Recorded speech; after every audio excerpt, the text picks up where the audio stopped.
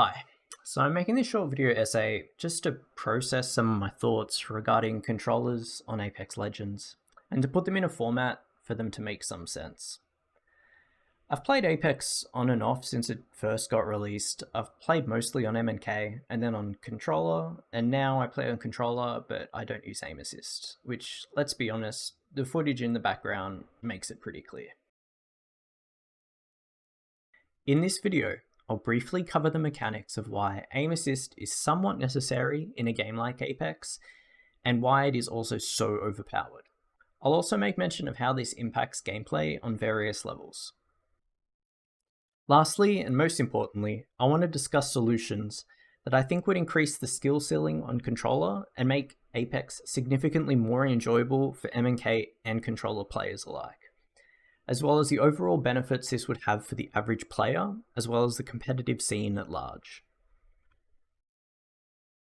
Let's start with the easiest mechanic to understand and the least controversial one, aim slowdown. The effect of aim slow is quite simple. When on a target, your reticle velocity is lowered, meaning that if you are inputting, let's say, 50% stick moving right, when on target, your velocity is that of, say, 30%, much slower. This makes it much easier to stay on target. For example, if an enemy is moving to the right, and without slowdown, the perfect stick input would be like 20 to 21% for perfect tracking. That 20 to 21% is now expanded, so you can in fact hold, say, 20 to 30% stick right to get the same result. Given that the difference for stick output from 0 to 100% is about a centimeter or so, introducing something that allows you for a little bit extra leeway when on target is really important. Now for the more controversial rotational aim assist. Rotational aim assist, in my opinion, is more important than slowdown, and if there was a choice to only have one in the game, it would be rotational aim assist by far. Simply put, rotational aim assist rotates your character a predetermined amount in order to have a soft lock onto an enemy. The importance of rotational aim assist comes down to the input method itself, by which controllers aim. Unlike mouse and keyboard, which effectively maps playable space directly onto what can be seen on the screen, controller aiming is using differing degrees of screen velocity to move the reticle across your screen. You can think of it kind of like a steering wheel, which moves in both the X and Y axis. To demonstrate the differences between MNK and controller aiming, I've taken shots side by side, slowed down to show what it's like to change direction when on controller compared to mouse and keyboard. This situation is incredibly common when doing reactive tracking on a player and they change direction. What's often the case is the tracked player will change direction. After the player is able to determine that the tracked player has changed direction, they'll try correct their aim to maintain a lock-on for the tracked player. For MNK, the process is quite a bit simpler. Once recognizing that the tracked player has changed direction, they can view the on-screen difference between the crosshair and the tracked player, have an understanding of how much that translates into mouse movement, and in one move, execute that distance and maintain a lock-on. For the controller player, it is marginally more complex. Once recognizing that the tracked player has changed directions, they realize they have to move their thumbstick across the vertical axis for a determined amount of time in order to line up with the tracked player. Between the point of realizing that they need to change direction, they will still be moving in the opposite direction to what they need to up until the thumbstick crosses over the vertical axis of the thumbstick. Meaning that even though they may recognize that the tracked player has now changed direction, they will, for a small period of time, continue to input the wrong direction whilst trying to correct their aim, delaying the time it takes to correct their aim. A good analogy is to imagine a car currently in motion and it needs to turn right.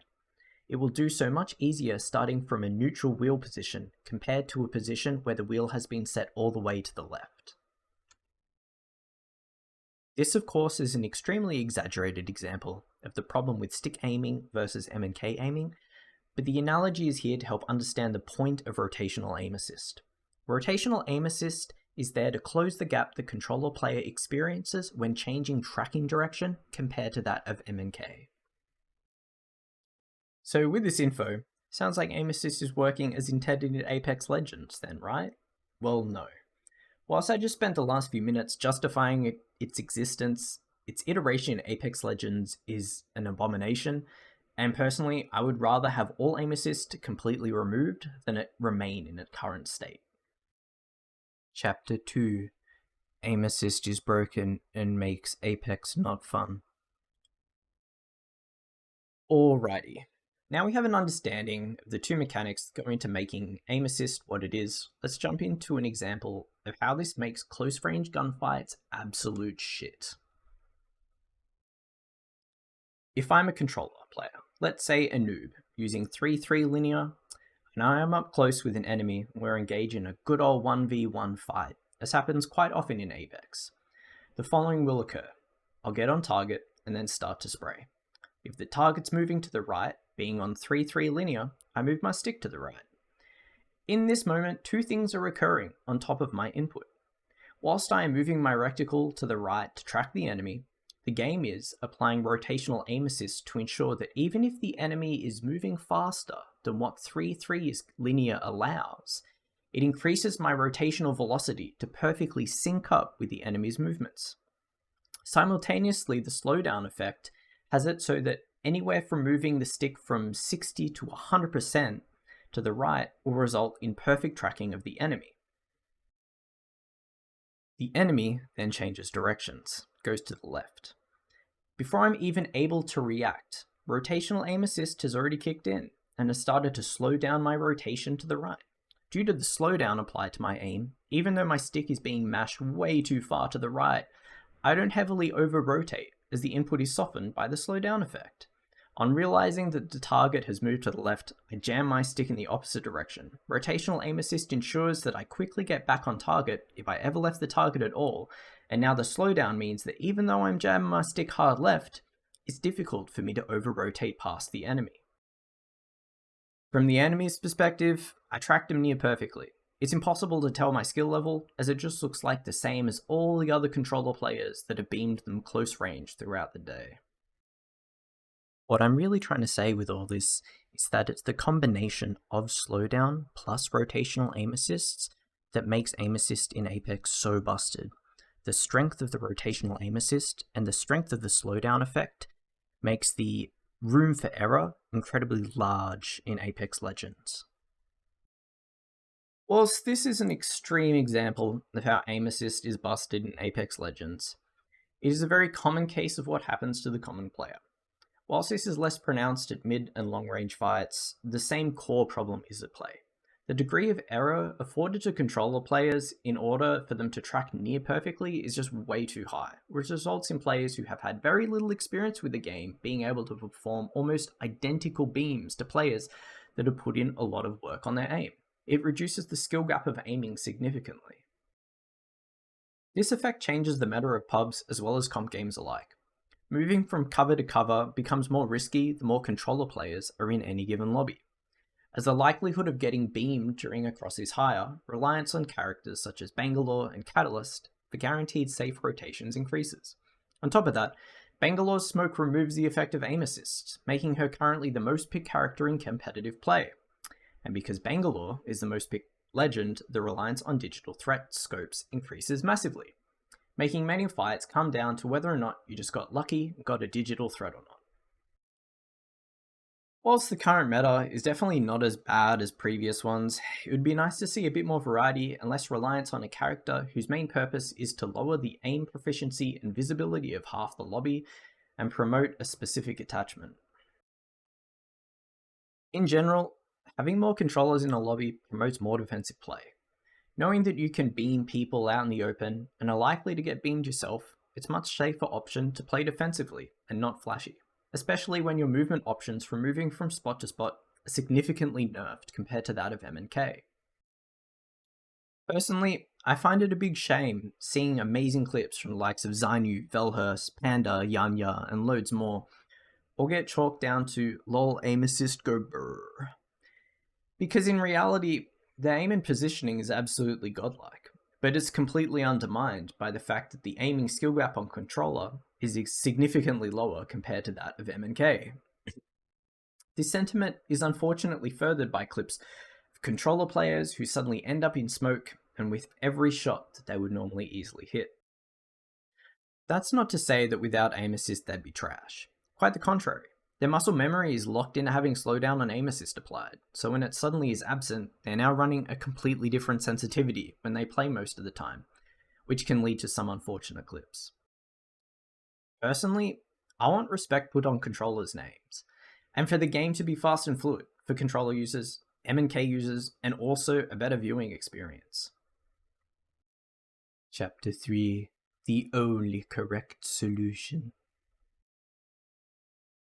Recently, Respawn released a tweet regarding removing automated strafing on controllers and config files, which is great, and it's been well received by the community. Whilst this is a good step in the right direction, it unfortunately falls really short compared with what they should be doing with controllers in general, and the game moving forwards. And I'm worried that with this stance, the controller versus M&K debate will all boil down to controllers have aim and bad movement, where M&K has cool movement but inconsistent aim. See, if you go onto Steam, onto controller configs for Apex, you might notice a little something. There are a lot of configs out there that enable controllers to tap strafe. And why wouldn't they be? Playing on controller is fine, but I really massively miss tap strafing, being able to hit amazing clips on people, and even just running around with Maggie and spamming RAS strafes between my PK or Mastiff shots. It feels really good. It's super fun to pull off. I'm not here defending that these configs exist, more so showing that it appears that there's a desire for controller players to have access to cool movement mechanics and make the game more enjoyable to play. A notable example of this is content creator Ecstasy. After finding out about the Steam config debacle, he ended up taping a scroll wheel to his controller, just so he can continue to perform tap strafes without having to deal with all the Steam config drama. I'm saying this just to emphasize that movement is an incredibly fun part of Apex Legends, and in my opinion, should be accessible to everyone, which is why my super duper big brain solution to the controller issue is this. 1. Controller players get the option to use keyboard lurch inputs. 2. Apex makes a bind specifically for tap strafing that is bindable for keyboard and controller users. And 3. The aim assist value on PC is lowered from 0.4 to 0.15. The goal of these changes is to do the following. Firstly, the skill difference between bad and good controller players will be a lot larger than what it currently is. If you mash the stick left or right, the slowdown and rotational aim assist of 0.15 will not save you. You will miss a lot of your shots, and you will need to learn to have much more finesse with the stick. Secondly, controllers will no longer be beam gods. Good rollers will still beam, but it'll be far less consistent. And to make up for this, being able to tap strafe, RAS strafe, and lurch in combat means you are less likely to get beamed on rotates as well. You'll have more tools in your movement arsenal to prevent you from being beamed. Controller movement will become a thing in its own right. I want to see amazing controller clips in ALGS, and for everyone to get super hyped at how amazing the play is, not cry about how overpowered aim assist is. Importantly, we recently saw the rise of tools such as Rewaz to make M&K inputs register as controller, to get aim assist on many games while still being on M&K. Whilst there's been a crackdown on Rewaz, I've already seen joy to key configs pop up. And soon, people will be making their own tools to do the same thing just to abuse how strong aim assist is. If aim assist gives such a minimum bonus, reducing it so hard from 0.4 to 0.15, these tools will be rendered pretty much moot, as you may as well just be playing M&K. I want the Apex that we play to be a fast and fluid game, filled with fun, scrappy fights that everyone can participate in, and everyone having the ability to enjoy the cool movement that's baked into the source engine. Imagine it, a sea of octanes, tap strafing in every single fight, not hitting a single bullet. Beautiful. Lastly, feel free to share this video, watch it or restream it. I'm not going to make any others like it. I have no desire to make money of this content, it's just some of my thoughts. And I just wanted to write them down, get them out there. Thanks.